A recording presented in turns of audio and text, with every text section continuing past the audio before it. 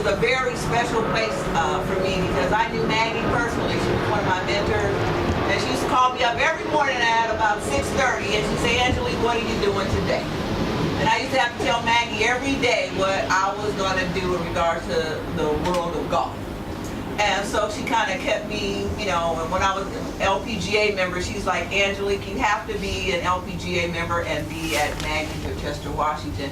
Just because it's important to have an LPGA member, you know, still here in the hood. You know, don't get the LPGA and then go off to the country club somewhere. Stay here. And so that's one of the reasons why I've always just kind of hung out in between Maggie's and Chester is because of Maggie Hathaway. So in speaking on women's golf today, I've got a really great picture that I want to start off some of our conversation with today. This picture is a picture that was taken in Jet magazine in 1957. All right. Long time ago. I wasn't even born. This lady in the blonde hair, Millie always sported blonde hair. That was her thing. She loved, Maggie sported blonde hair. This is Maggie Hathaway. This lady is Millie Bullock. And this lady here is Barbara Ward, and she was the president of the Western Avenue Women's Club. Well, in 1957, these two ladies integrated the Western Women's Club. And that's why a lot of you who are on the Western Women's Club are there, is because of these two ladies in 1957. Maggie Hathaway and Millie Bullock, and there's another lady I'm going to show you named Vera Carter. They went to jail. They protested. I mean, this was big stuff. So they used to call Maggie the protester, the peacemaker, the warrior, and the diplomat. And she was all of those. And as the kids said, a bag of chips. Yeah, a bag of chips. And so Maggie's legacy here in Los Angeles in golf for women is very important. So the fact that you ladies are having this day on Tuesday makes it really, really special. So one of the things that I wanted to talk about, and I'm going to kind of pass the mic around to you ladies, is how do we feel about our position or our role in golf as African American women? You know, we've been hearing some stories about the ladies playing too slow and, you know, them calling the police officers on them and ejecting them from the golf course because they didn't feel that they could just have a civil conversation with someone about a simple game called golf. And we know in golf, the whole purpose of golf is pace of play. And these ladies have been playing golf for a while, and no big deal. They knew what they were doing. So how do you feel? I'm gonna just, whoever wants to go first. Have you ever been intimidated when you go to the golf course? What do you love about golf? I just want to get some of your, let's start off this way. What do you love about golf? I like the camaraderie. I like the mental challenge. And even sometimes I like that white ball. But I like being outside and like I said, being with the group. Looking at the grass and the trees and the sky, all of it together. So that's my main thing. State your name too for us, please. Oh, my name is Liz Mitchell. And I haven't decided what I like about golf yet. Sure, I do. Liz is also the president of a club in Western States. Okay, my name is Betty Wimberly. I am the founder of Maggie Hathaway Golf Course. It was founded in 2010. I think at that time we had 25 ladies that joined that day. I think we're up to about 56 or 60 right now. What I like about playing golf here is a starting point for most ladies. They can progress. Most of you have progressed. You started here, now you progressed over to Chester. This is a good place to start. That's what I like. Well, my name is Ciola, and I enjoy the camaraderie. I'm getting my exercise, and all the ladies, we enjoy each other, we get along well, and it's just a fun game. My name is Sharon. I picked up golf because my stepfather, Dr. Walter Hines, used to play with Maggie Hathaway.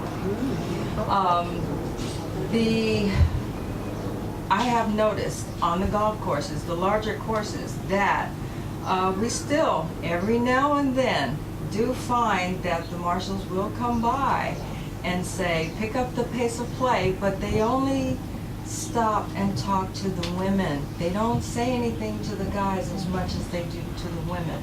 They will come to us before they will go to them. And the thing that I find that helps sometimes is when we turn to them and say, you know, if we can play better, we would play faster. And then they leave us alone a lot of times. But it does work. It does. Hello, my name is Iberia Nelson, and I don't just like golf, I love golf. All the things that the ladies have said about the camaraderie, the friendliness among the ladies, and just being out in your own community playing golf is a wonderful thing. And I hope and pray that it'll be here. I have a 50-year-old daughter, and she wants to start playing golf. So that's a wonderful thing that she has that opportunity to stay in her own community to learn and play. Yeah. My name is Sharna. I like golf for some of the same reasons that have been mentioned before. Mainly, I do get a chance to get exercise, and Lord knows I need it. But the friendships that I've been able to develop in the game of golf. When I started, there were two ladies that kind of partnered up with me, Belinda and Betty, and they kind of took me on, and we went golfing, and that was very important to me as a new golfer, and that helped me to grow and to become a better golfer. Still working on trying to be a better golfer, and that's about it. My name is Ruth Knuckles, and I love golf. I love being out here. I love these ladies. You know, I shared a birthday with these ladies, and people were saying, "Why do you want to do it?" I said, "I like them. I enjoy being here with them, you know." So, have another birthday coming up. Okay. Okay. But, you know, I even enjoy the squirrels, even though they might sneak up on you and steal. You know, once the squirrel came twice and got my food out. He got me the first time, and I thought, oh, okay, I have something left. That squirrel came back again, and he got me the second time. So, I mean, they're very sharp. But I think they were here before we were. So I enjoy seeing them and the birds and everything else about golf. Hi, I'm Joan Alexander, and I love golf. I have to make my appointments around golf. If I'm going to go to a function, it's got to be, let me check my calendar first. My family knows that wherever they can't find me, they know I'm somewhere golfing with the ladies. One of the things I like about golf is that it's also an individual challenge. I really like that. It really, and it tries me every week. Sometimes I want to break my club. And sometimes I just, like today, I had 2 birdies and I was feeling really good. Even though I had After those first 2 holes, really? I had one of the ladies gave me some advice. I wasn't aware of that I was doing something wrong.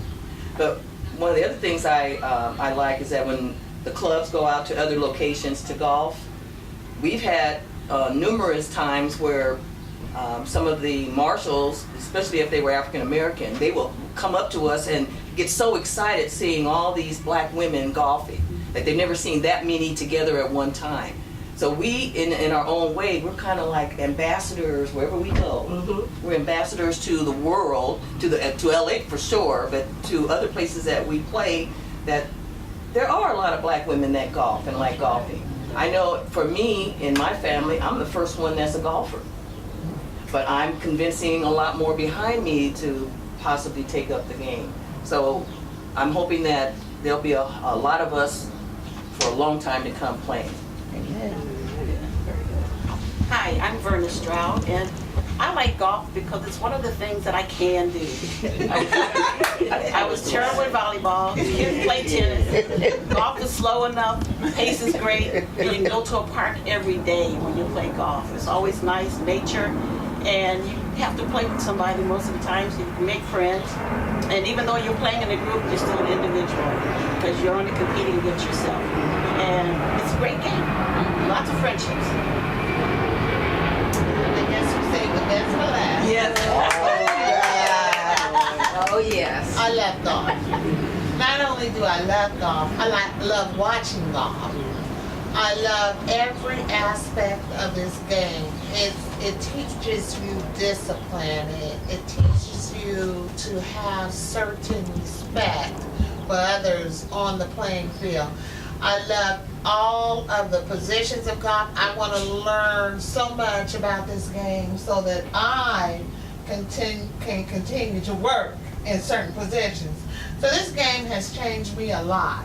It's making me be aware of being out there in the sunshine and in any kind of weather. I played in it all.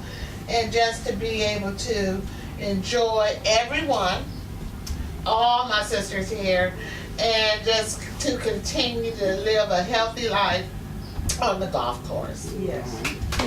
Woo, bravo, bravo. That was excellent. I've got just a little history to go over real fast, and then we're going to conclude. But before I do, I would love to thank Paul for Stars and Cigars for loaning us his on-wheel cigar lounge here at Maggie. So we are really high rolling today. Okay, we've got it going on. We got our own private facility today here at Maggie. So this is really great. We want to thank Paul again. Absolutely. I have here a photo of Maggie Hathaway and Vera Carter here with the Jackson 5. Now, sometimes you'll go over to Chester, Washington, and you'll see that big sign how it says the putting green was donated. Well, that sign really belongs over here. This putting green right here was donated by the Jackson 5. Oh. Really? Yes. Okay. And they came over here, Michael, Marlon, Tito, and Jermaine. And that's Maggie on the grass. You guys can pass that around. That's Maggie on the grass with them when they dedicated the golf course. And this is a great picture here too. This is a lady named Vera Carter. And like I say, I call them the three divas, and they are definitely the original T-divas. And what I love about, you know when you play hole number 3 at Chester, Washington, and they have those 3 little willow trees? Those are my 3 divas. So every time I play, and I look over at Chester, Washington, I see those 3 trees on number 5, it always goes to my heart, because I always think of Maggie, Millie, and Vera. Well, Vera started junior golf here with the kids. This is like before Western States, that they were out here. These ladies are true African-American female pioneers in golf. They truly, truly paved the road. This actual is a picture of the cafe at Chester, Washington with the drapes all behind it. So it kind of looks like an old school Norms or Denny's or something like that. So that's, I mean, you can take a look at it, but that's just, you know, that's them getting some kids out of the hood around here back in the day and saying, guess what, we're going to teach you this wonderful game called golf.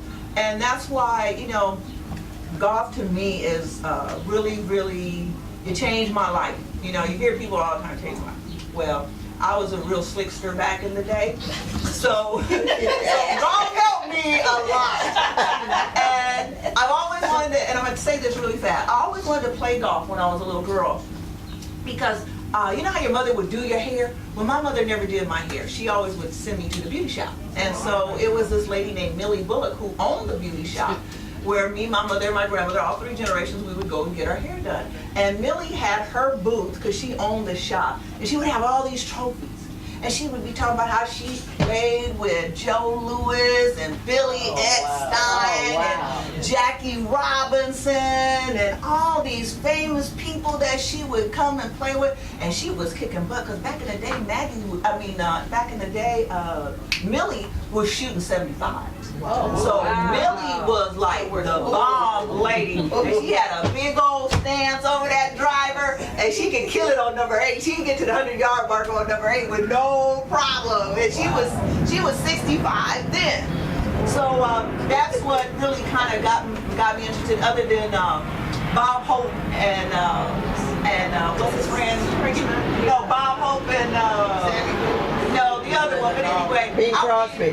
Bing Crosby. I would see them playing golf and they was rich. I said, oh, must be something to that golf. They're rich, so I need to play golf. But anyway, long story, everything just kind of rolled around in my life, and I was a trade and placement vocational director at a school.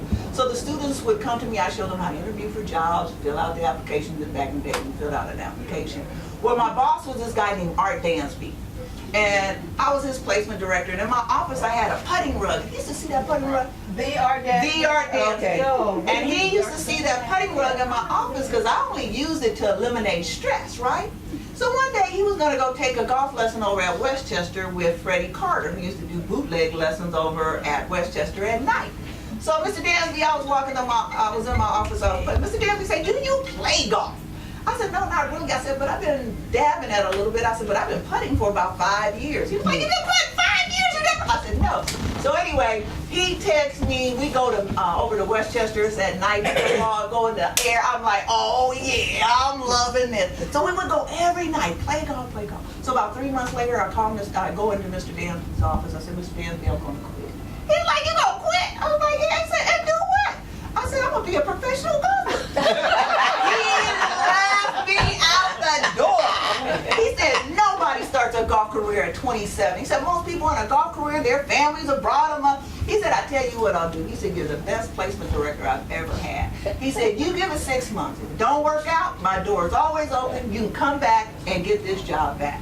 Well, needless to say, I've never had to do that. And every time Art Dansby and his son see me, they just shake their heads. Because I told them I'm not coming back. And I haven't been back. And I just thank the Lord. I thank God that I'm very grateful to get to do what I do, and teaching people something that I love and spread it. And some people take to it and some people don't, and that's just like anything else in life. So that's why, when they were talking about celebrating Women's Golf Day, and I thought about the 3 T divas, my real 3 T divas of Maggie, Millie, and Vera, and how important they were to me in my life. And as a starter over at Chester, Washington, Vera only played with men. She would never play golf with women, ever. Maybe me, she'd go out with me. But other than that, she never played golf with men. But she always played golf, never played golf with women. So she always played golf with men. But Millie played golf with everybody. And she was a really great golfer, and Maggie was the organizer. Maggie was going to make sure that black women played golf, and she went to jail just for that. So today is a really special day. I don't want to really cry or get too emotional about it, but Angelique on the links, we're going to be doing some other special events. We're going to invite all you ladies and anybody who wants to participate and join on the bandwagon with us and do this thing called golf. So, I have an acronym, PAR Golf, and it stands for Practice, Attitude, and Results. So if you practice, you have a great attitude about it, you'll get the results that you need. And it goes with anything in life. If you practice it hard enough, and also, attitude is everything. Have a great attitude. You're always going to get the results that you're seeking.